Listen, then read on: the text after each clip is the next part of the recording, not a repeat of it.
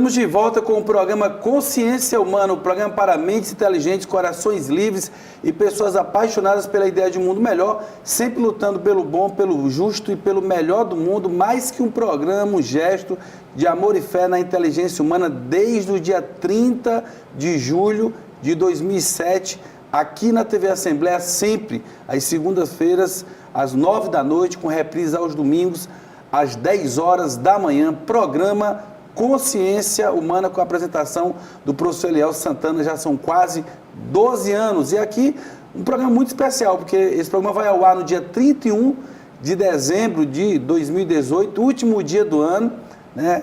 Programa que aí tem toda uma consideração. Você está em casa nesse momento, já se preparando para o Réveillon. Daqui a pouco, né, estaremos aí entrando para um novo ano, se Deus quiser, um ano abençoado, para que a gente possa ter muita paz, muita tranquilidade, para que a gente possa ter uma vida muito melhor e para que as aspirações de um Brasil melhor possam de fato se concretizar, que é o que nós todos desejamos, né? Desejamos que o Brasil seja melhor, independente de questões pessoais ou particulares. O importante é que a coisa possa dar certo. É isso que nós torcemos. E esse programa tem uma reprise no dia 6 de janeiro, já é o primeiro domingo, né, do mês de janeiro, onde a gente vai estar reprisando esse programa. E nós estamos aqui novamente falando da vida dos professores. Você aí que está acompanhando o programa hoje vai conhecer um pouco mais da vida do professor Daniel Martins.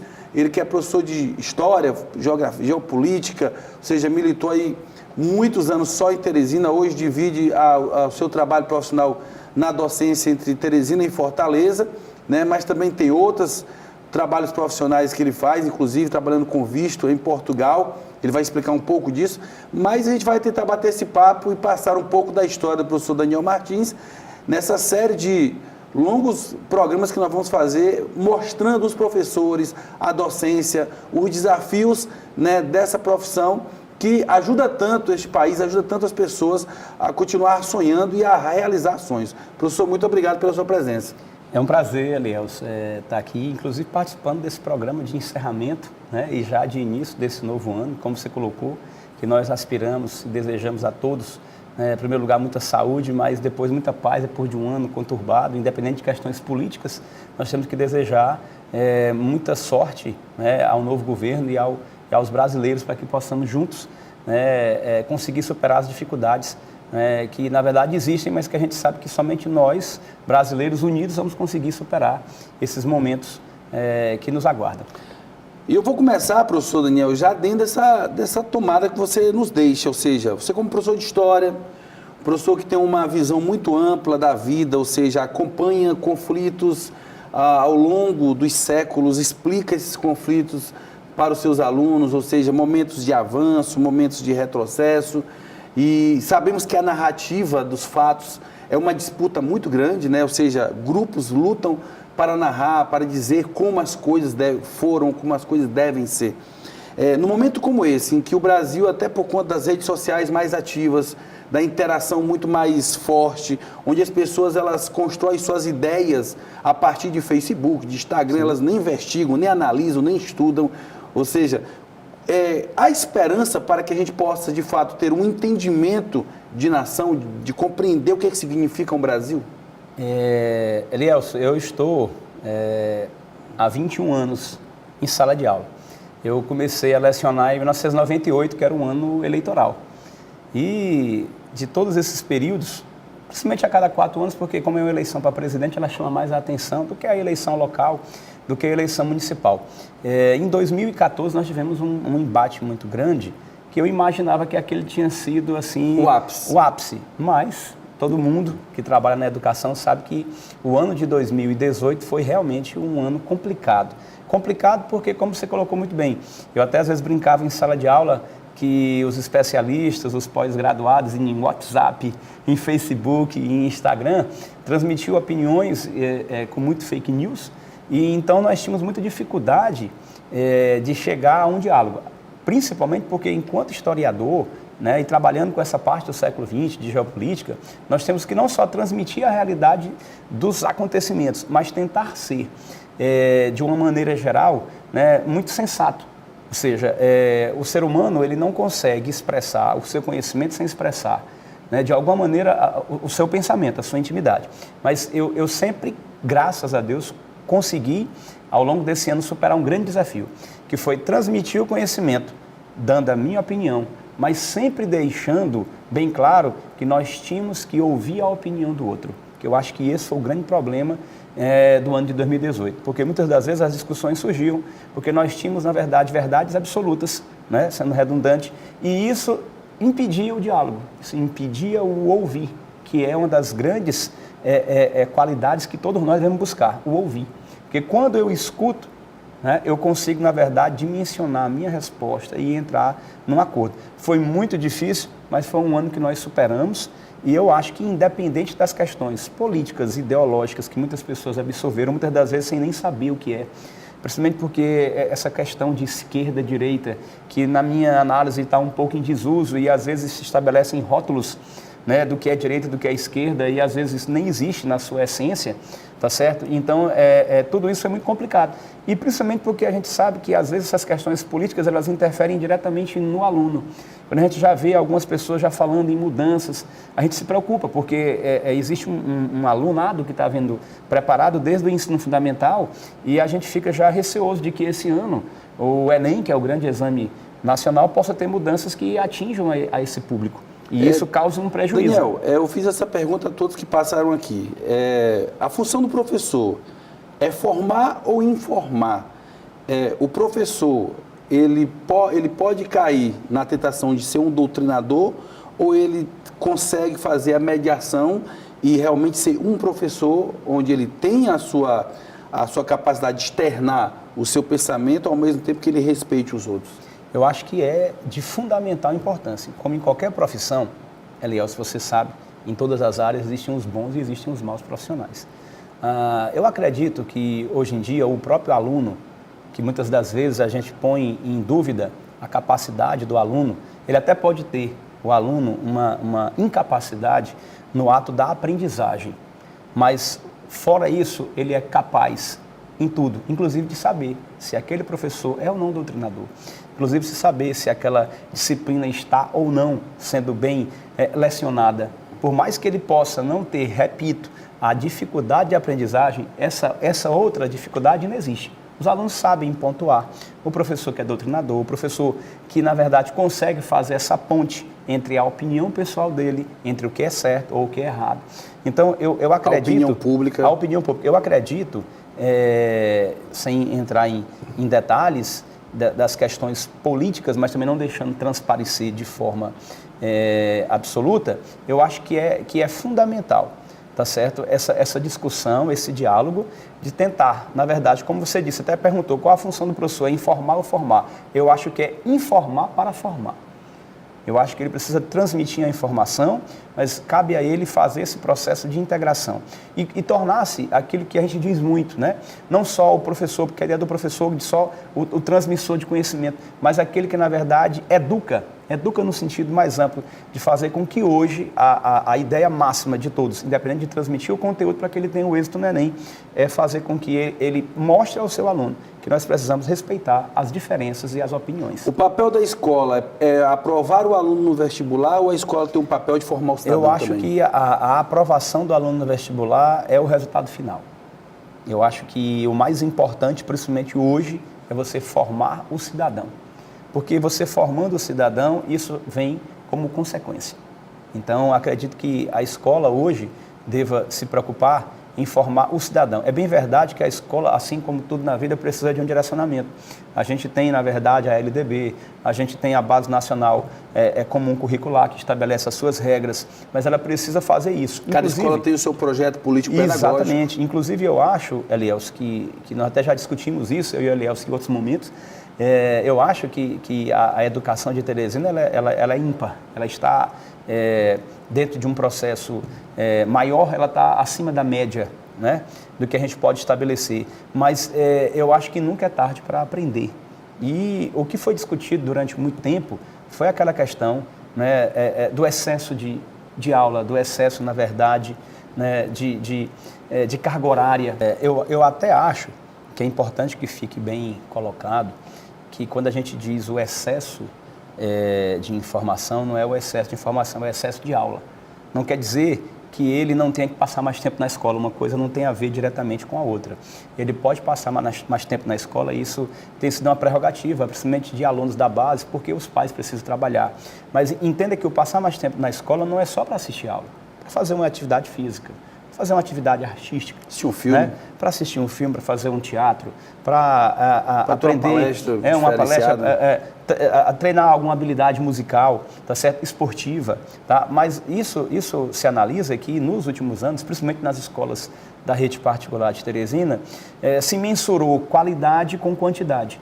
E a gente sabe que não é isso. Nós temos aqui no Ceará, não estou querendo tomar lá o Ceará, em contrapartida do Piauí, que pelo contrário eu sou piauiense, mas eu lido lá com o Ceará. Trabalha nos dois estados? Trabalho nos dois estados, eu tenho esse privilégio de estar dando aula toda semana em Teresina e Fortaleza, e eu tento fazer esse sincretismo, ver o que é que tem de bom em um e outro. E o que eu acho que o Ceará hoje está na frente no estado do Piauí seria na questão de saber associar uma quantidade de aulas que não é em excesso e ter resultados extraordinários, tá certo? Nas Olimpíadas de todas as disciplinas, né, em resultados em escolas e vestibulares concorridos, como escolas militares. Então, eu acho que nós temos que copiar, no bom sentido, aquilo que é bom. Teresina, não, como eu disse no começo, não tem muito deixar a desejar ninguém, mas eu acho que a gente precisa diminuir um pouco essa questão do excesso de aula, porque isso é uma reclamação que a gente observa, às vezes, do próprio alunado. Ou, muitas das vezes, quando não observa, a gente sente... em sala de aula você sente, eu sinto o cansaço. Então, eu sou defensor, tá certo, da qualidade, não da quantidade. Mas, assim, não vamos teorizar isso, isso cabe um outro momento, né, para a gente ampliar essa discussão. Nós estamos aqui conversando com o professor Daniel Martins, ele está externando um pouco daquilo que ele é, justamente para mostrar que tipo de professor nós temos aqui, qual é a visão que ele tem de mundo. Daniel, nesses 21 anos de sala de aula, que fatos se bem que é muito difícil, mas... assim, o que vem à sua cabeça que diz assim, poxa, eu tive esses momentos que foram marcantes, né? Começa a falar um pouco mais da sua intimidade. A adesão de ser professor, ela foi uma adesão fácil? Como é que ela chegou para a sua família? Né? Quando você se torna professor, olha, você é professor, você é um docente. Na verdade, eu convivi parte da minha infância, e a gente sabe hoje em dia que a nossa infância ela reflete lá na frente, em um ambiente escolar. Minha mãe tinha uma escola chamada Chapeuzinho Vermelho, e eu fiz minha parte de maternal, jardim, alfabetização. Na escola da sua mãe? Na escola da minha mãe, Chapeuzinho Vermelho. E de lá estudei no Colégio das Irmãs, terminei basicamente meu ensino médio fazendo o último ano, na época, no Colégio Objetivo. Terminou no Objetivo? Terminou no Objetivo, fiz o terceiro ano no Objetivo, mas minha base toda na parte infantil foi nessa escola, Chapeuzinho Vermelho, e no Colégio Sagrado Coração de Jesus. Colégio das Irmãs. Colégio das Irmãs. Então, de início eu não tinha pretensão alguma de... fazer nada ligado à educação.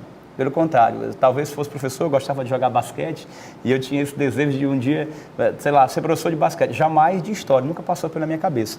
Mas eu tentei vestibular na época para Direito. Aqui em Teresina, naquela época, nós só tínhamos a Federal, não existia basicamente a UESP, era a FADEP, estava em processo de construção. E eu confesso que no terceiro ano não estava muito atinado à ideia do vestibular.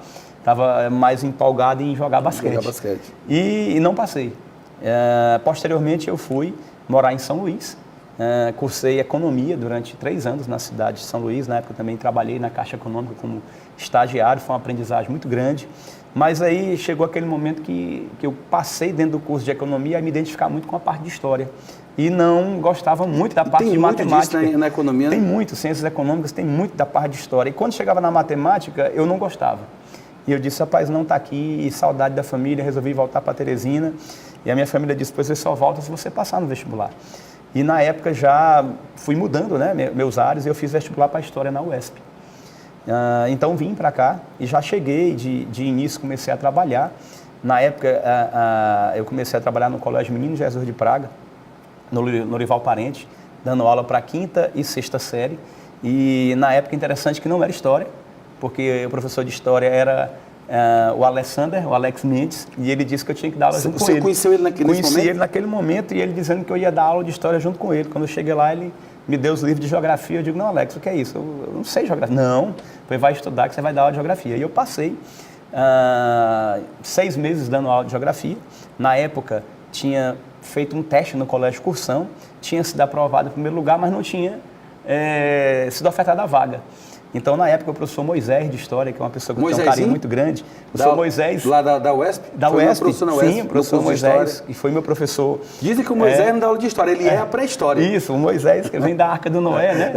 Ele já deu aula para o Noé, né? E está trabalhando com muita força de vontade ativamente. Não, com certeza. E o professor, na época, Moisés, deixou algumas aulas no turno da noite, no cursão, e eu absorvi essas aulas. Logo depois, uma pessoa que também foi meu professor, o professor Valdir Soares, disse: Daniel, pois agora você vai dar aula... Segunda vez citado nesse conjunto de programas. Você vai dar aula agora no 3º ano e é de Brasil. E aí começou que eu tinha que dar aula para o Moisés de História Geral e Brasil, e aquilo foi por um lado muito bom, porque eu comecei a ter que estudar muito Brasil em geral. E acabei, hoje, eu ministro tanto Brasil quanto geral. Lógico que eu tenho mais tempo de História Geral, mas eu tenho essa facilidade porque eu tive que substituir 2 baluartes da história na época. Moisés e Valdir. Moisés e Valdir. Depois, consegui... Daniel, o nosso tempo do primeiro bloco está se esgotando, você começou a se empolgar lembrando da sua trajetória. Não esqueça, não.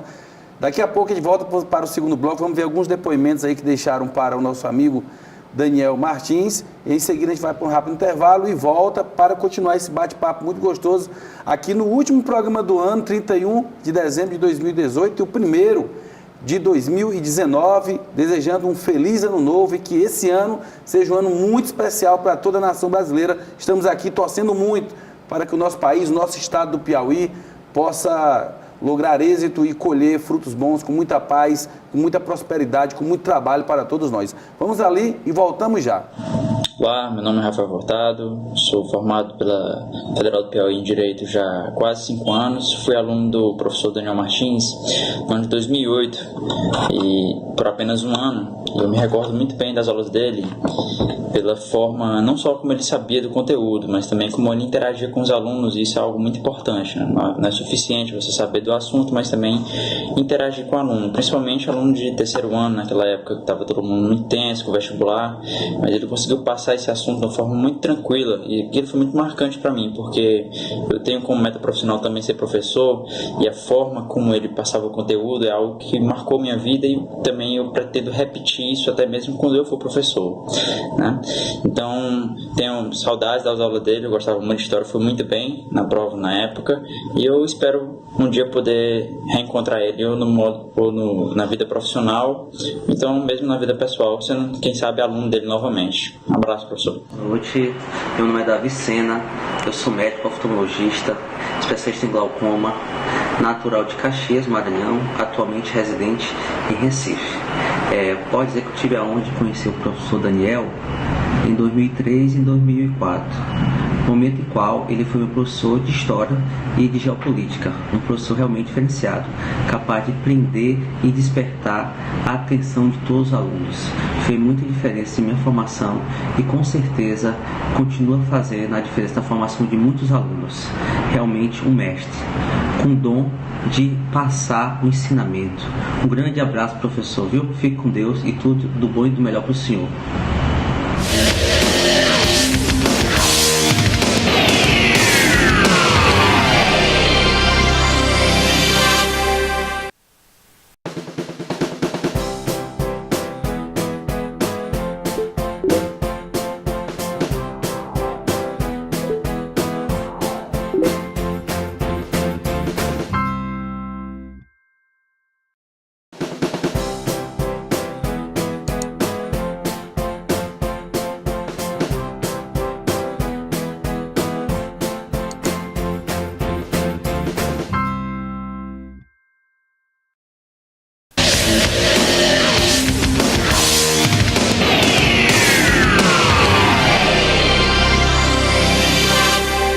Estamos de volta com o programa Consciência Humana, segundo bloco do programa. Lembrando que esse programa está indo ao ar no último dia do ano de 2018, 31 de dezembro, bloco passado, falando aí das suas experiências, né, como é que foi chegar até a história, colocando um pouco aí, conheceu o Alex Mendes, o Alexandre, né? Sim. Foi muito conhecido aí depois que ele botou o bebezinho no colo, já era muito conhecido, mas depois disso, o homem estourou aí, citando Moisés, o Valdir Soares, ou seja, professores que são ícones dentro da história da educação de Teresina, e aí você entra nesse momento no processo. Eu acho, em primeiro lugar, para a gente poder prosseguir, dar os parabéns aí à TV Assembleia e a você, Eliel, de estar fazendo esse trabalho de apresentação da história dos professores. Isso é muito importante, principalmente no momento em que a gente tem a educação e muitos alunos não mais vislumbrando a ideia de ser professor. E também vislumbrando também que durante muito tempo a academia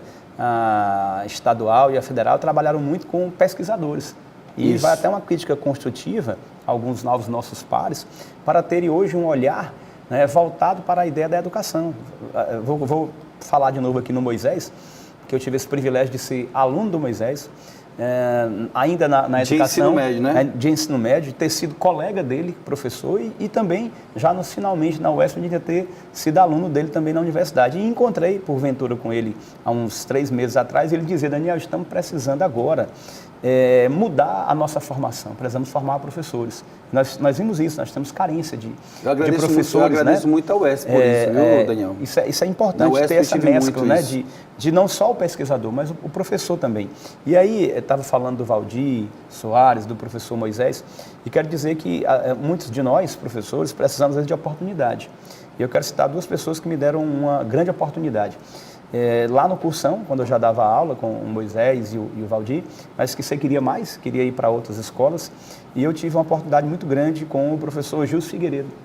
Gilson Figueiredo, na época, professor de português? Sou de português, empresário do ramo de educação. Na época ele tinha uma escola... Hoje proprietário do CPI? Hoje proprietário do CPI, que na verdade quando começou era curso português e inglês. Então eu tive o privilégio de, em 2000, assim que o CPI teve a primeira turma específico de humanas, que naquela época a UESP, né, você podia fazer a prova específica, eu fui o professor escolhido por ele. E ainda vamos dizer assim, iniciado na profissão, ele acreditou muito e eu consegui dali, né, alcançar um êxito muito grande nas escolas. E uma outra pessoa também, que eu gosto muito de falar e que me deu uma oportunidade muito grande, sempre com esse desafio, né? Eles me davam oportunidade com batata quente, que foi substituir o professor Edivar de Alencar Castelo Branco, que foi vice-reitor no Colégio Grados. Hoje professor da Universidade Federal. Professor da UFP, né, com pós-doutorado. Professor. E ele era proprietário da escola e ele também aprontava uma armadilha comigo. Ele disse: Daniel, você vai ficar ali de início me substituindo uma eventualidade. Qual era a escola, né? Grados. Grados, me lembro. Uma escola que foi muito importante na Zona Leste, né, que aprovou muito na época, e na Avenida Ininga. E ele disse: Daniel, você vai ficar ali, vai me substituir eventualmente. E o eventualmente dele tornou-se rotina, porque ele estava fazendo na época o doutorado. Ele estava fazendo uma transição, então, né? E ele foi muito bom também, porque ele me colocava na sala de aula e os alunos: não, eu quero Edivar e tal. Acabou que eu tive que construir um relacionamento com esses alunos e acabou que, posteriormente, a gente conseguiu êxito. E aí isso já nos colocou no mercado de forma mais... consolidada. Quando, em 2003, eu entrei no Ângulo e construí uma história longa, né, no Colégio Ângulo, no Sistema Ângulo de Ensino, que foi uma escola muito importante para o nosso estado. Fui coordenador de História em todas as unidades, né, do professor Paulo Machado, no Integral, do professor Isso Serai, no Diferencial, do professor Coelho, no Lavoisier, professor Isbael, na Coelho de Resende, e o professor Torres, no Létera, que é na Zona Leste também. Então, ali eu consegui alcançar um espaço. Todo ângulo. Todas as unidades do ângulo, fiquei basicamente... Que tem uma linda história na educação uma linda história, de Teresina, né? Uma linda história. E, posteriormente, de lá, fui para o Instituto Dom Barreto, né? Passei por outras escolas, como o Educandário Santa Maria Goretti, né? E fui para o Instituto Dom Barreto, do qual ainda hoje estou no Instituto Dom Barreto, que é uma escola fenomenal. Vanguarda, né? Na educação brasileira. Dom Barreto é vanguarda, é vanguarda. E eu tenho, na verdade, um carinho muito grande pelo Instituto Dom Barreto, porque mesmo diante de algumas circunstâncias que me fizeram, na verdade, nunca deixar de ser professor, porque professor, na minha essência, foi a vocação que eu não sabia que tinha. Mas por questões mesmo até de necessidade econômica e de diversificar a ideia, eu atuei durante muito tempo nessa área de imóveis, né? De consultor imobiliário. E eu estou há 2 anos em Fortaleza, atuando nessa área, mas também sendo professor, inclusive lá de uma escola também muito conhecida, que é o Farias Brito. E nesse espaço de tempo, o Dom Barreto sempre me manteve na casa. Então sempre que eu venho para Teresina, eu vou para o Instituto Dom Barreto, tá certo? Ministro aula para os alunos de lá, sou professor efetivo, mesmo estando, na verdade, ausente de forma rotineira. Eu só tenho a agradecer. Você tem uma outra função hoje, o Dom Barreto lhe recebe com uma outra função. Exatamente. Na verdade, é um carinho muito grande e eu tenho um respeito enorme pelo Instituto Dom Barreto. Mostra sendo uma escola que reconhece o que o professor fez. Reconhece. Não se desvincula desse profissional. Sem dúvida. É uma escola que, na verdade, dá esse reconhecimento ao professor. É por isso que é o Dom Barreto. Não tenha dúvida. E, mais recentemente, o professor Vilton, do Colégio Objetivo, numa ideia até, vamos dizer assim, ousada, para mim ousada. Tipo do professor Vilton. Tipo do professor Vilton, né? Está me trazendo semanalmente, tá certo, de Fortaleza, do qual eu estou lá, como ele disse, também ministrando aula no Colégio Farias Brito, mas também trabalhando com processo hoje de legalização de vistos para estudantes, para quem quer investir em Portugal.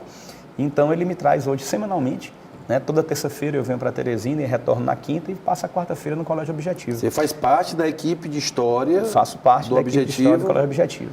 Com o pessoal do pré-vestibular. Do pré-vestibular. Quer dizer, aí aproveito nesse espaço de tempo, ministro aula para os meninos do terceiro ano, né, do Instituto Dom Barreto, fico na quarta-feira, na verdade, no Objetivo, tá certo? E nas folgas, né, nos horários de folga, segunda, terça e sexta, lá no Farias Brito. Então, assim, esse semestre que passou foi uma loucura, E essa ponte aérea, né? Teresina Fortaleza, deve ser dinâmico, né? Legal. Na verdade, de vez em quando vai a Portugal. Na terça-feira eu saio do Farias Brito para o aeroporto, não é? Minha esposa dá essa força aí de mãe turista, levando os meninos para o colégio, me deixa no aeroporto, venho para cá, dou aula. No começo a gente acha estranho, mas depois é até interessante porque é uma maneira que você tem de ter essa convivência múltipla. No começo eu estava assim, meio perdido, eu não sabia se eu estava em Teresina, se eu estava em Fortaleza, às vezes dia de segunda-feira tendo que ir a Sobral ministrar aula no Farias Brito de lá, então eu estava assim meio perdido onde é que eu estava. Mas depois que a gente conclui, a gente vê o quanto é importante. E essa diversidade, Daniel? Assim, essa diversidade... O que significa isso para a pessoa do Daniel hoje? Essa diversidade de lugares, de alunos, de metodologia, né? Na verdade, a ideia da diversidade é buscar coisas novas, desafios novos.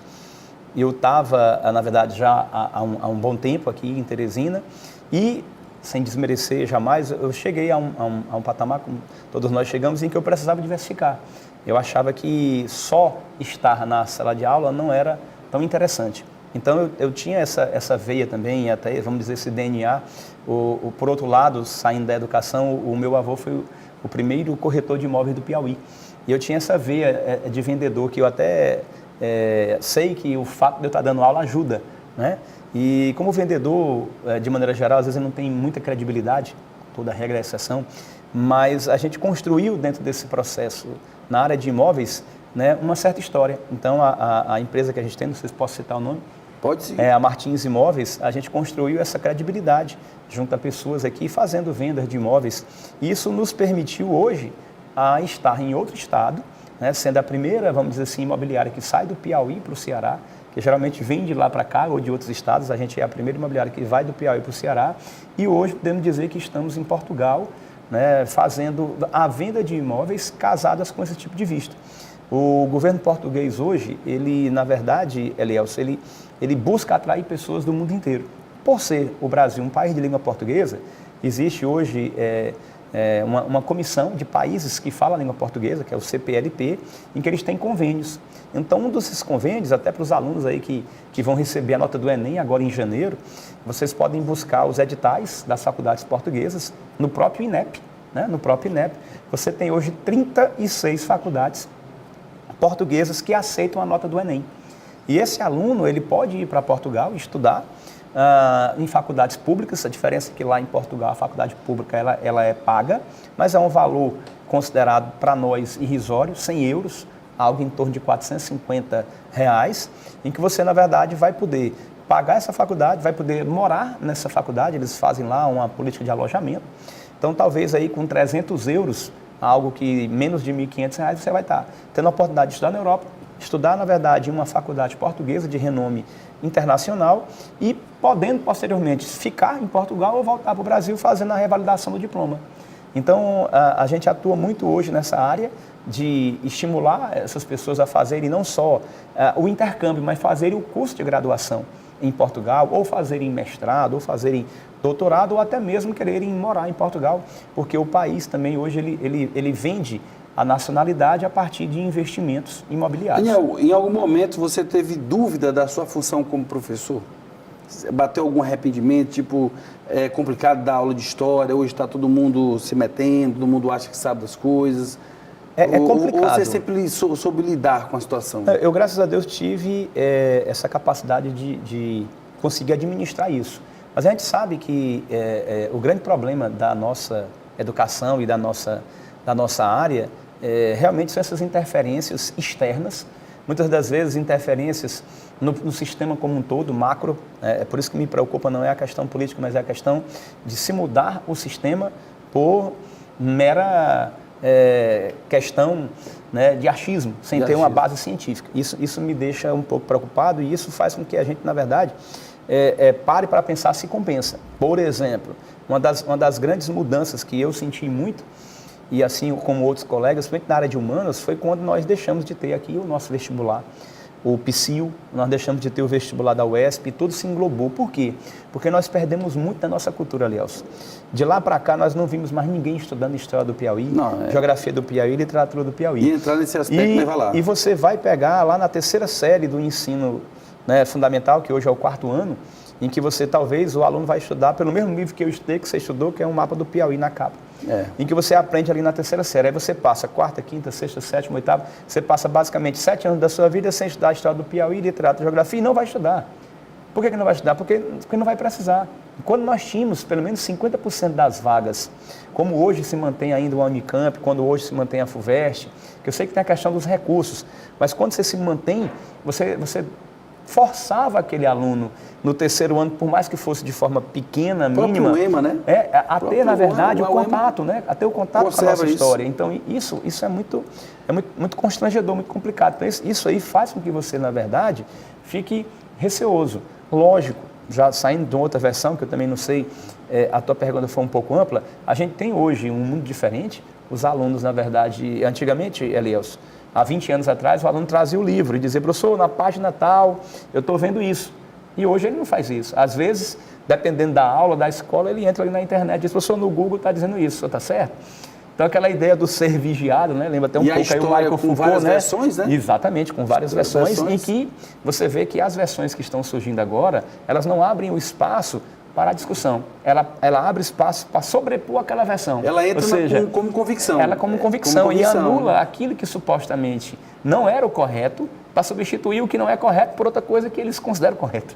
Ou seja, você não abre espaço para o diálogo. Um grande intelectual brasileiro, Daniel, ele falou agora, já eu lembro o nome dele, ele disse que o Brasil não ganha um prêmio Nobel, não é só pela capacidade, mas é porque no Brasil, o brasileiro, quando surge alguém capaz, o próprio brasileiro joga pedra, enquanto nos outros países, todo mundo dá força. Isso às vezes acontece um pouco no Brasil e também até no nosso estado, isso, né? Infelizmente. Se alguém se destacar aqui, ele já leva pedrada. Às vezes, de maneira geral, em qualquer que seja a profissão, às vezes acontece muito isso. Em vez de haver o apoio, né, há, na verdade, o massacre. Há a ideia de atirar a primeira pedra, né, e as pessoas, porque como é que aconteceu, de onde é que vem essa luz, quer dizer, não há aquele apoio, como você disse, enquanto que em outros estados, às vezes, há essa ideia desse bairrismo, na verdade, se é que ele pode ser visto dessa maneira, como de forma positiva. Eu estava até ontem aqui na TV Assembleia, eu vim da entrevista do Vavá Ribeiro, que eu acho um cara ímpar na música, e ele dizendo isso, nós precisamos ter um pouquinho mais de proteção, como o cearense tem com o seu humorista, com a sua cultura, né? Você vê lá que existem parques aquáticos maior do mundo, mas o cara diz lá que o Beach Park é o maior do mundo, e a gente precisa um pouco mais desse barrismo, até porque nós recebemos todo mundo de fora e temos que continuar recebendo bem. Mas quando alguém daqui vai para lá, não é que eles não recebam bem, eles fecham um pouco as portas.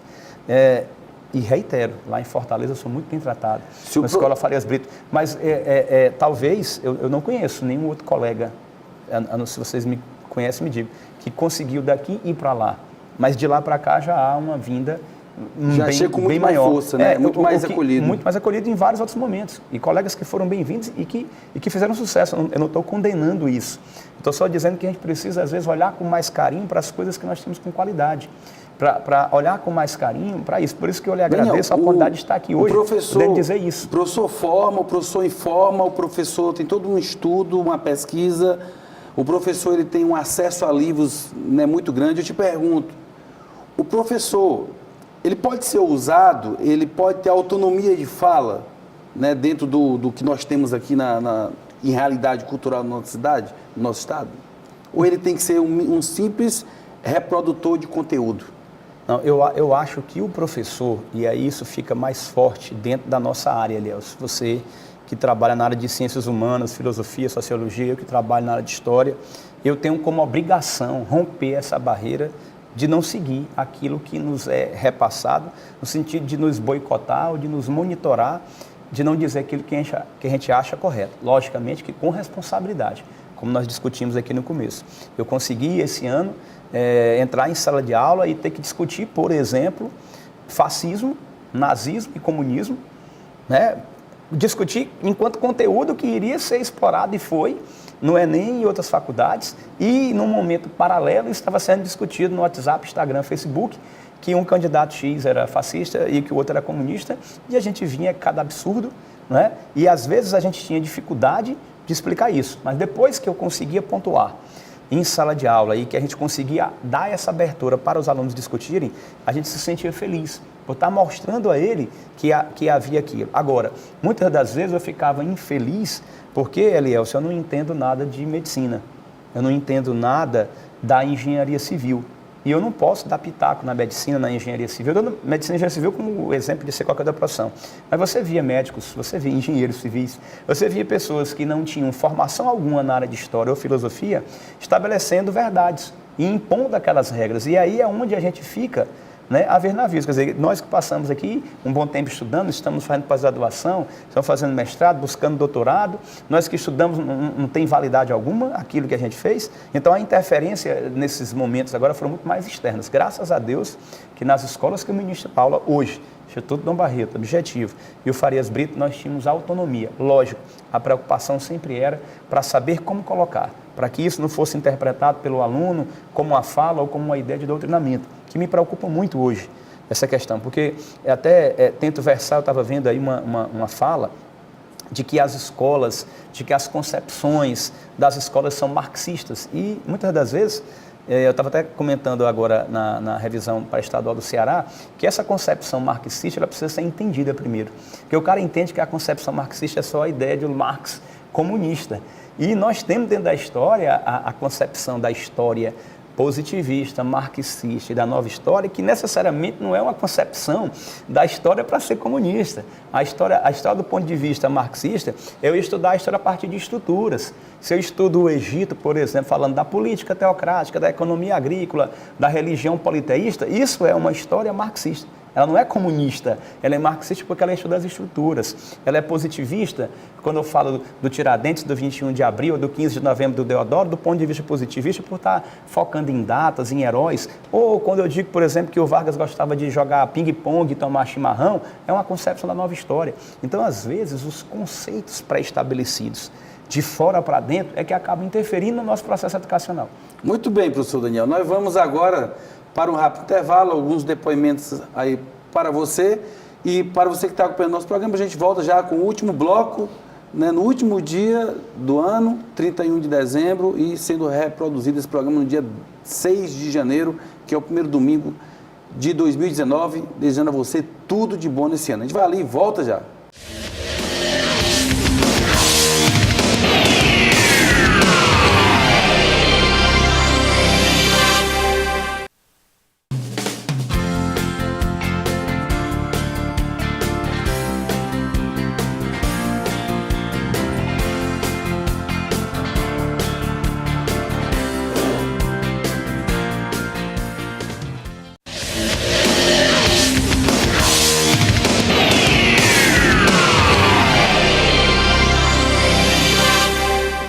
Estamos de volta, terceiro e último bloco do programa Consciência Humana, que encerra o ano de 2018.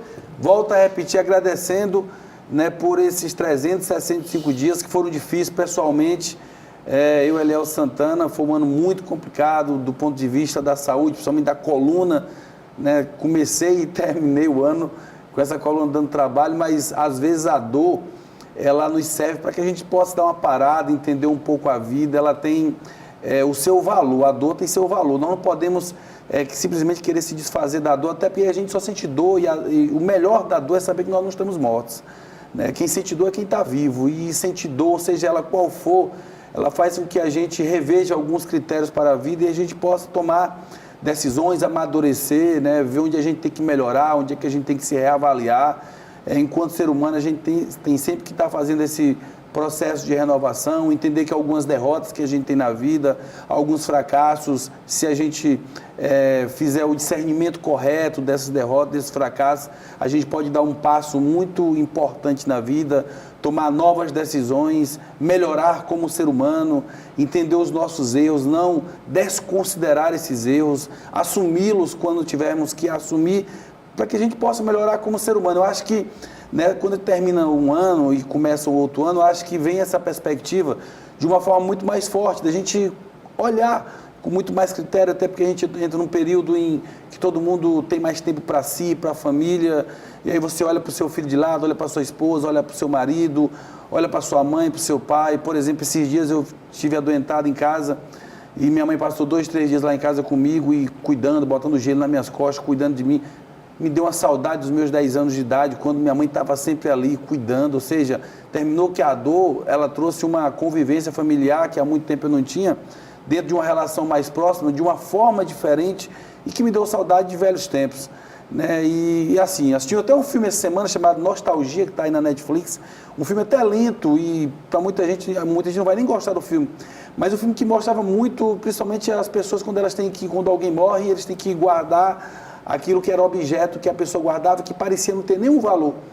E aí uma família brigou por conta de um seguro, né, que ia receber, e quando, na verdade, a esposa do dono, do homem que tinha morrido e que os filhos estavam brigando pelo seguro, ela disse assim: eu só quero essa bola de beisebol.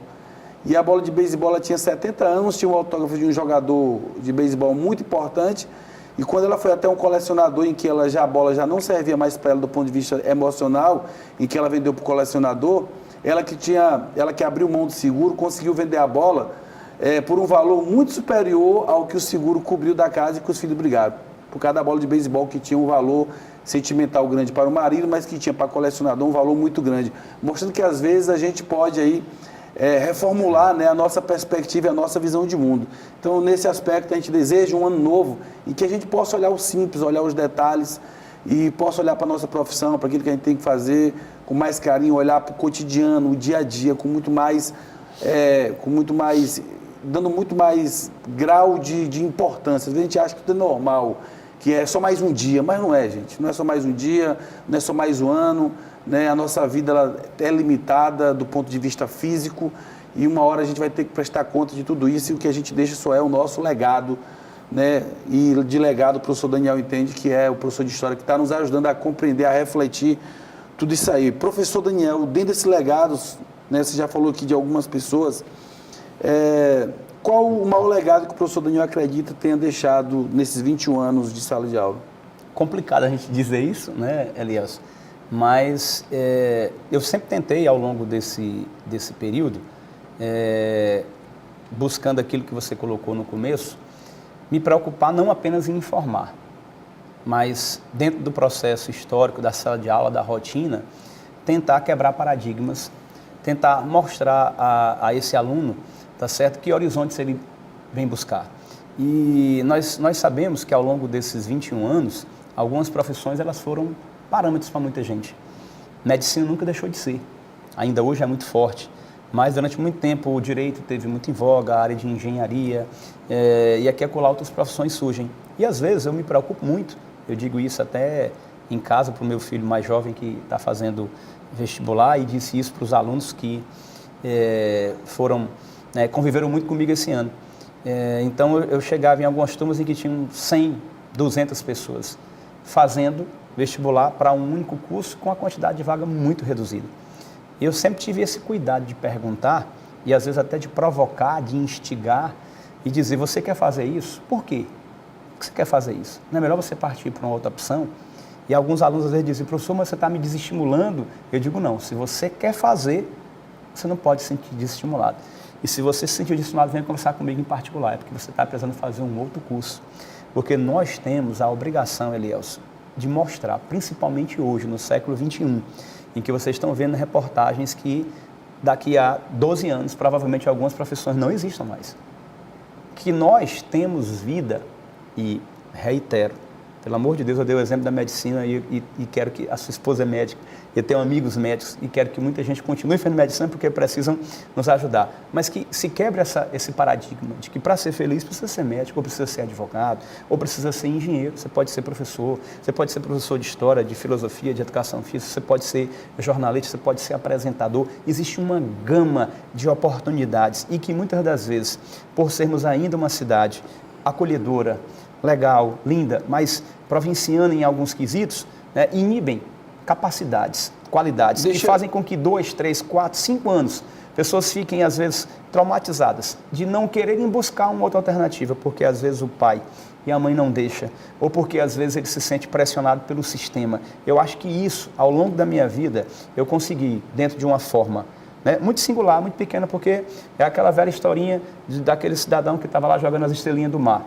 Eu fiz a minha parte, tenho convicção, e quem foi meu aluno sabe disso, de tentar quebrar esse paradigma, que é muito difícil. E aí, quando se confunde, às vezes você falando agora de algumas escolas históricas, como a marxista, como a Nova História, mas quando se fala assim, que a nossa escola é muito marxista, eu entendo que essa crítica que alguns fazem, até mesmo sem conhecer, né, a própria questão da questão pedagógica, né, da teoria, mas é uma crítica que até certo ponto ela é pertinente, porque o que alguém pensa que o filho tem que fazer medicina? Porque dentro de uma perspectiva marxista que foi colocada, onde se vê pouca possibilidade de inserção no mercado de trabalho, ele sabe que na medicina ele vai ganhar dinheiro e acabou essa história. Então, deixa eu pensar que meu filho fazer isso aqui logo, para que depois eu pense em algumas teorias. E a nossa escola, refém desse provincianismo, ela não tem capacidade ainda de provocar essa criatividade, de, através do empreendedorismo, dizer, olha, seu filho pode ser um empreendedor, ele tem uma série de profissões que ele pode ocupar aqui, que não seja apenas essa. Daí a descrença das pessoas, quando, por exemplo, acha que a escola está fora desse padrão e está obedecendo ali apenas um discurso de preocupação com o mercado de trabalho. Não, sem dúvida, e até pertinente, essa questão da concepção marxista, eu acho que tem que ser criticado mesmo. Eu só fiz aquele ponto de consideração, porque as pessoas às vezes entendem que a concepção marxista é apenas a ideia de ir ao comunismo. Você né? trouxe a vertente correta. Mas, de certa forma, acredito, Elielso, que a própria escola, você vê que, vamos aqui considerar, nós estamos em 2018, em 2008, 10 anos atrás, estamos até conversando aqui com o nosso parceiro Rachael, a gente estava fazendo um lançamento de um livrinho que nós tivemos, que eram as questões do PSIL, da UF, lançando um livrinho, isso há 10 anos atrás. Nós tínhamos uma dificuldade muito grande naquela época, quando se fazia uma aula em data show, o aluno tinha que comprar um CD para gravar a aula. Hoje, em sala de aula, você vê, a gente está dando aula, o aluno, eu sou mãe de slide, a gente já manda pelo grupo do WhatsApp, ele já espalha, divide. A educação, a distância, hoje ela não tem mais saída, é uma alternativa, é uma realidade. Então, que vai ganhar espaço, que já está ganhando espaço. Né? Então, tudo isso que nós falamos precisa ser mais abrangido para essas escolas. Você vê que algumas, por exemplo, olha o que interessante, hoje eu li, a Unicamp está sendo a primeira universidade do Brasil a aceitar um aluno para cursar, não sei se você viu isso hoje, um aluno para cursar a graduação sem precisar fazer vestibular, sem precisar fazer Enem. Como? Desde que ele tenha um bom resultado nas Olimpíadas que a Unicamp faz. Eles estão fazendo pioneiramente na área de matemática. Vão partir para física e química e depois atingir nossas áreas de humanas. Então, se ele teve lá uma colocação no primeiro ano, no segundo ano, no terceiro ano, na Olimpíada ele vai absorver aquele aluno. Então, isso é interessante porque você começa a demonstrar a habilidade daquele aluno naquela área e muitas das vezes ele não vai conseguir ter o domínio completo de outras áreas e aí às vezes acaba ele ficando de fora. Então, assim, isso tudo que a gente sabe que não vai mudar abruptamente, não vai ser mudado de uma hora para outra, mas nós precisamos construir na base. E essas escolas, mesmo tradicionais, elas podem se manter tradicionais no seu estilo, mas elas têm que se modernizar na estrutura pedagógica e psicológica para que esse aluno possa se incluir nesse novo mundo. E nós também precisamos estar sempre renovados para poder entendermos que a cada dia nós precisamos mudar. Daniel, senão não acompanhamos a educação. Te perguntei agora sobre o legado, o que te motiva a entrar na sala de aula ainda? 21 anos depois. 21 anos depois, o que me motiva a entrar em sala de aula é encontrar com um aluno, por exemplo, com uma aluna, em um restaurante, em um shopping, em um cinema, ou hoje pelas redes sociais, no Instagram, no ou Facebook, entrevistando na TV ou Assembleia. entrevistando na TV Assembleia, é você chegar e dizer, professor, como você foi importante. Eu acho que esse retorno é que faz com que você tenha vontade de entrar em sala de aula. E muitas das vezes também ter aquela emoção, porque eu gosto de desafios. Você me perguntou agora há pouco, Daniel, como é que tu consegue administrar isso tudo? Né? E esse semestre foi realmente Fortaleza, Sobral, Teresina, Fortaleza e ainda tendo a questão de Portugal e a família, que é importante em relação a isso tudo, mas a ideia são os desafios, buscar novos desafios. E você entrar numa turma de pré-vestibular e ver aquela turma aflita, desejando algo novo, no momento que você já passou, que você sabe como é que é, e você poder contribuir, isso te traz uma energia muito positiva, te regozija a alma e faz com que você possa ter vontade de entrar em sala de aula e esquecer o cansaço que dá aqui já no braço, que dá no joelho ou na própria voz. Eu acho que essa ideia de saber que você foi importante e principalmente é um reconhecimento que ele não é imediato, ele é um reconhecimento a longo prazo, é o que me dá energia ainda hoje para entrar em sala de aula. Daniel, daqui a 30 anos você, se Deus quiser, vai estar vivo, vai estar no outro patamar de vida, administrando um pouco mais a sua vida e olhando para trás. Talvez numa outra função como professor, dando menos aula ou não dando aula. Como é que você gostaria de ver a educação brasileira daqui a 30 anos? Com que perspectiva você consegue visualizar? A história, ela se repete, a história cria novos paradigmas? Como é que é o Daniel nessa perspectiva? Eu comungo da ideia de que a história não se repete. Estou lhe perguntando isso porque Sim. esse programa vai para o YouTube. Sim. Daqui a 30 anos ele vai estar lá guardado. Eu comungo da ideia, e posso estar errado, porque todos nós podemos estar enganados, e o bom é sempre ter esse lado oposto da crítica, mas eu acho que a história não se repete. Eu acho que, na verdade, o que nós temos são aprendizagens com o que aconteceu no passado e que, às vezes, vem de forma similar, mas não se repetindo. O que a gente tem é que aprender com erros anteriores e entendermos o momento atual. Mas a ideia da repetição não acontece. E muitas das vezes, a mídia, numa perspectiva diferente, tenta fazer essas comparações e comete anacronismos, que é comum. Eu sempre gosto de dizer para os alunos que o se não aconteceu. Então, professor, eu dou até o exemplo. Se o Brasil tivesse vencido a Bélgica, o Brasil ia ser campeão, aí começa a discussão na sala de aula. Não, ia ser. Eu digo, mas não era a final. Ele tinha que ainda ir para uma outra fase. E se ele perdesse na outra fase? Então, nós temos aquela concepção equivocada. A Bélgica perdeu na outra fase. Então, aquela ideia equivocada de discutir muito aquilo que não aconteceu. E a gente acaba também fazendo comparações com momentos inadequados.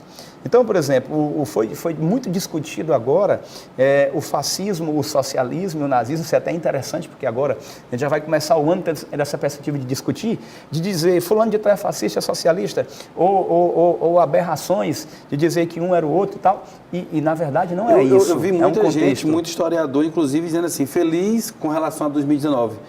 Feliz 1964. Você concorda com isso? De forma alguma, absurdamente. Jamais poderia concordar com qualquer governo ditatorial. E acho até interessante que alguns membros do governo que vai assumir, como o próprio vice-presidente, que é da área militar, ele concorda que houve golpe. Então, eu acho que esse reconhecimento é interessante. Eu acho que, por si só, isso já cala qualquer ideia. Agora, entenda que é preciso conceber que a ditadura militar que existiu no Brasil, ela teve apoio de boa parte da população civil, ela teve apoio de setores ligados ao comércio, de setores ligados à igreja, de profissionais liberais, e que eles também erraram. Não posso também só responsabilizar os militares. É esse tipo de discussão que a gente precisa absorver. Mostrar também que os governos militares cometeram excessos, mas também que fizeram coisas positivas. Então, o que é que eles fizeram de positivo? Quer dizer, nós temos que ter essa mentalidade de discussão. E até de dizer que nós também vemos uma ditadura civil. Sim, e é importante a gente ter esse cuidado, Elielson, de transmitir isso. Porque quando a gente diz que houve ou não houve, que na minha cabeça houve ditadura, foi um momento de exceção, tá certo? A gente tem que ter a capacidade de dizer que nesse momento de exceção existiram fatos que foram importantes, né? e que hoje precisam ser estudados. Agora, dizer que não houve, eu não consigo, né, acreditar, né, nessa ideia de dizer que não houve. Professor, né? Daniel, chega ao fim o programa Consciência Humana, e está chegando ao fim o ano de 2018. Eu quero lhe desejar um ótimo 2019 e lhe agradecer bastante por esse bate-papo importantíssimo, né, e que nós possamos, dentro dessas questões polêmicas, discussíveis, estudar mais, né, analisar mais, conversar, escutar mais, ter mais discernimento, ter mais cuidado com a fala, principalmente os formadores de opinião, seja em rede social, televisão, onde for, para que a gente possa colaborar mais, em vez de jogar mais lenha na fogueira. Tá bom? Queria agradecer você e deixar você para vocês despedir, né, dos seus admiradores que com certeza estão vendo o nosso programa. Não, em primeiro lugar, eu quero agradecer à TV Assembleia, a você, Elielson, que é meu colega, né, foi meu aluno também, não foi um aluno de área, mas foi de algumas revisões. Tenho um prazer de estar aqui hoje sendo entrevistado por você. Quero desejar a todos, né, um feliz 2019, né, um ano cheio de realizações, tá certo? Que possamos alcançar no país, né, um nível melhor de educação e, principalmente, né, reitero o que eu disse, evitar essa ideia da polarização. Nós, enquanto professores, educadores, formadores de opinião, temos o dever, né, de mostrar, tá certo, que somos uma ponte, que somos uma integração, principalmente para esse público mais jovem. E dentro desse processo, quero dizer que isso começa em casa, isso começa na escola e isso começa aqui nesse programa, em que eu tive a liberdade total de falar nomes de empresas, de professores, de colegas, de tudo, de temas. Então, eu acho que isso soa muito bem. Então, a TV Assembleia está de parabéns, né, por dar essa liberdade ao entrevistado. Então, eu só tenho, na verdade, a agradecer e reitero um feliz 2019, né, de muitas realizações para todos vocês. Você falou de uma marca muito importante da gente aqui na TV Assembleia. Em 12 anos, nunca houve limitação da fala em hipótese alguma aqui da gente.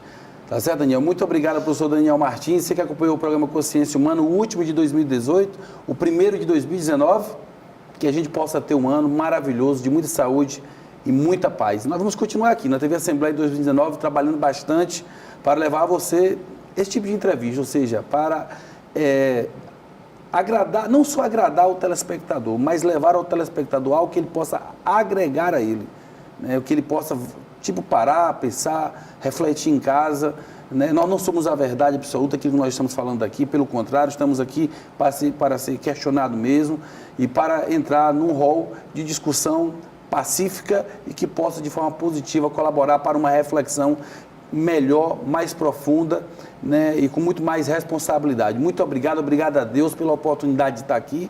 Obrigado a todos que fazem a TV Assembleia.